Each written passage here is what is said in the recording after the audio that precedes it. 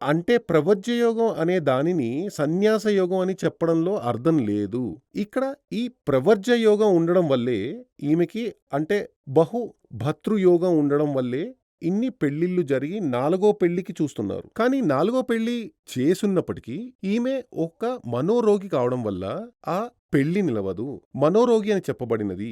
చంద్రుడి క్షేత్రంలో చంద్రుడు మనసుకి అధిపతి. మనసుకి అధిపతి అయిన చంద్రుడు పాపగ్రహంతో చేరి ఉన్నప్పటికీ అదే విధంగా చంద్రుడి క్షేత్రంలో మాంది ఉంటే ఆ మాంది మీద శని లేదా రాహు దృష్టి ఉంటే అది మనోవ్యాధిని సూచించే ప్లానిటరీ పొజిషన్ అవుతుంది. ఇక్కడ చూస్తే అలా పెళ్ళిళ్ళు జరిగి విడిపోవడానికి కారణం ఈమె ఒక మనోరోగి కావడమే. అబ్బాయిలకి నచ్చనే నచ్చదు. సమస్యలు వస్తూనే ఉంటాయి. వాళ్ళు అయ్యో! వద్దనుకుని వదిలి వెళ్ళిపోతున్నారు. అదే జరిగింది.